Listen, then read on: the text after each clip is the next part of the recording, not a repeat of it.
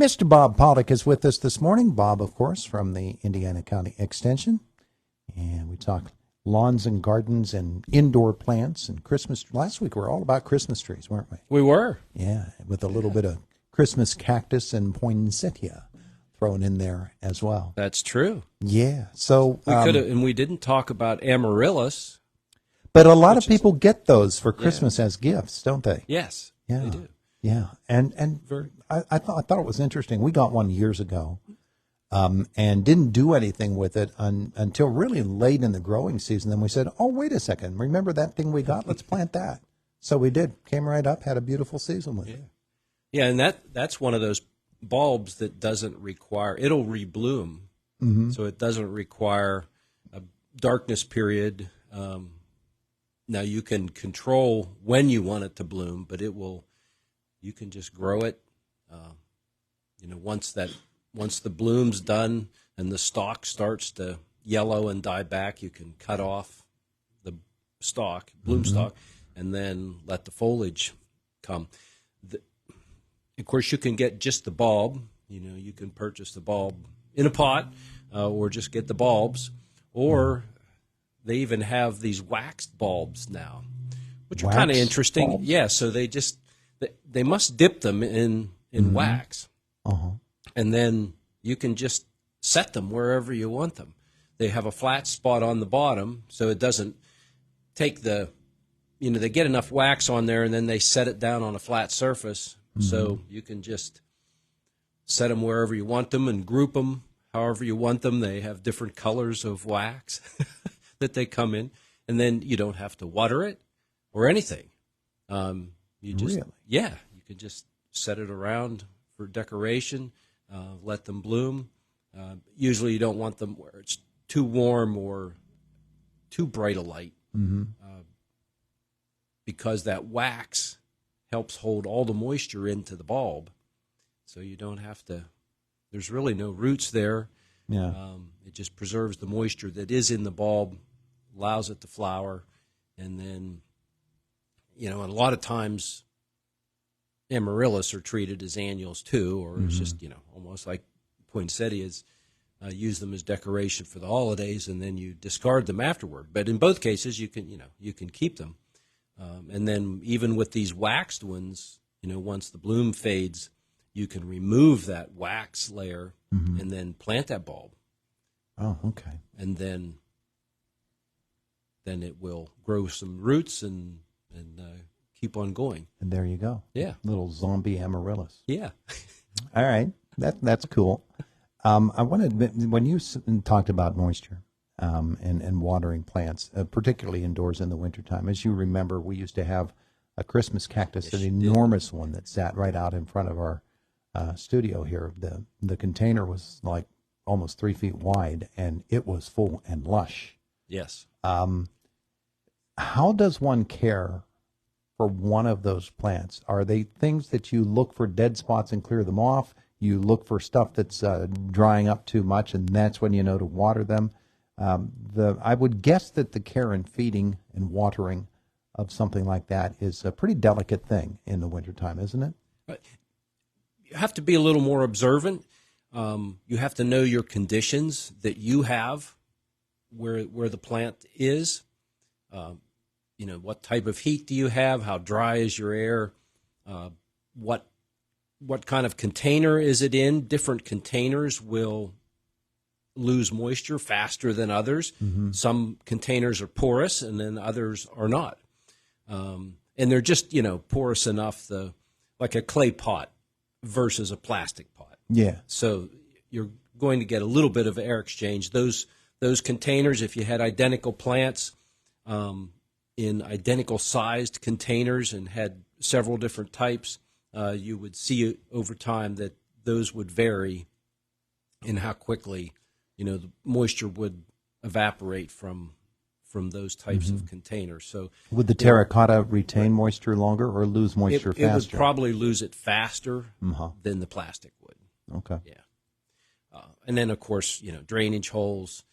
Do they have, most plants we would prefer to have drainage holes in them, but not all containers come with drainage holes. There's a lot of very decorative containers, very nice containers, but some of them have drainage holes and some don't. So there's another big thing. You can end up, having the plant sitting in water if you don't really stick your finger in there and check and see what the moisture of the soil is, which we like to do anyhow. And then the specific plant that you're caring for, how fat, the leaf size, cactuses have, those Christmas and Thanksgiving cactuses have smaller leaves, so they tend to lose moisture slower than another plant that might have, a more tropical plant that has very large leaves. Yeah.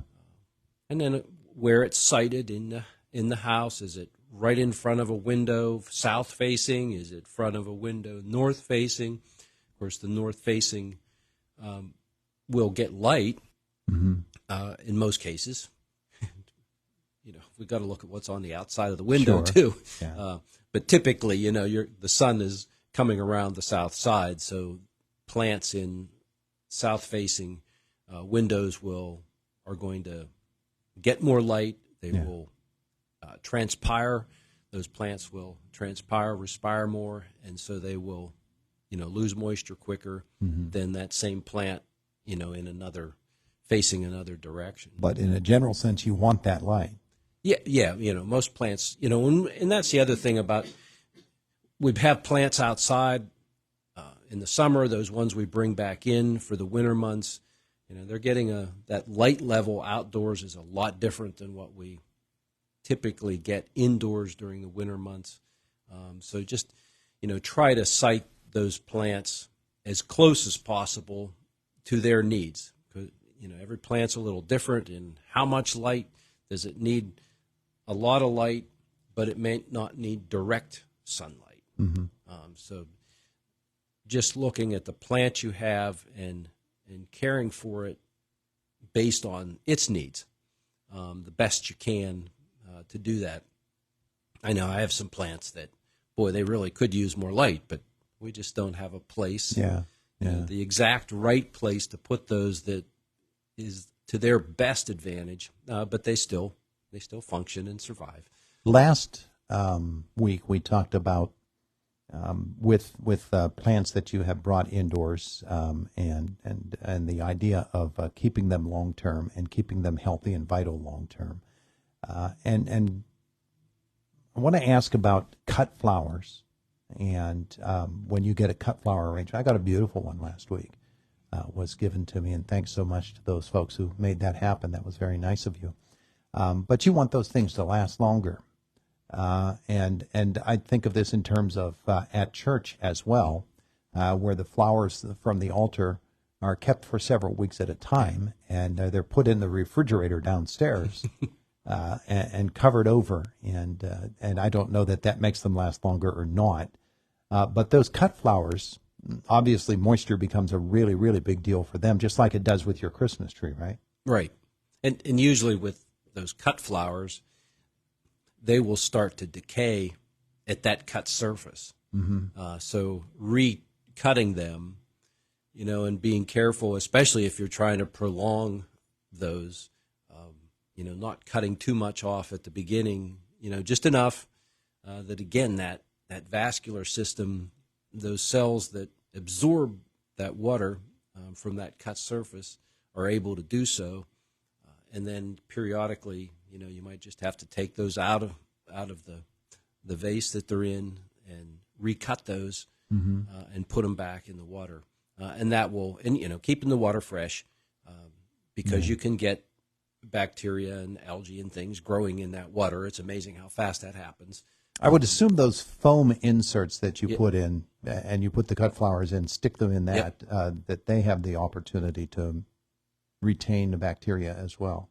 Yeah, over time they probably can get some in there that will, just hang out in the nooks and crannies of that block, that's still, it's porous because that absorbs moisture, and there's moisture in there, and it also becomes that support system for those cut stems. But just and those could be, you could, if you're trying to keep those, it probably would be good to just kind of rinse those and even do a A sanitation step, with Clorox, like a 5% Clorox solution, just to help sanitize those and kill off any bacteria or fungi that might be hovering around on those. Yeah. Especially if you're trying to reuse those over time. Yeah, churches will be, of course, here in the Advent season especially, they'll be getting special flower arrangements. They want to keep them for a long time. A lot of churches put out poinsettias that last all through the Advent season, and they'll want to do best practices. Right, yeah.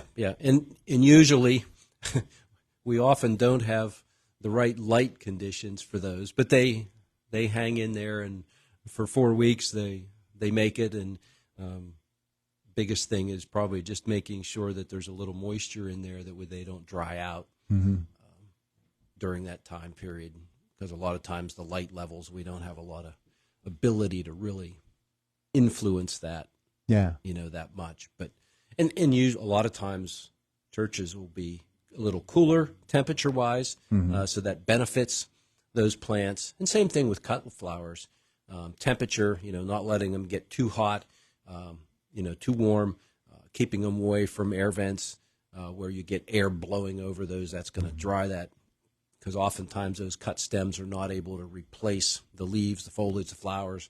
They're not able to get enough moisture quick enough if we're in drying conditions. Yeah.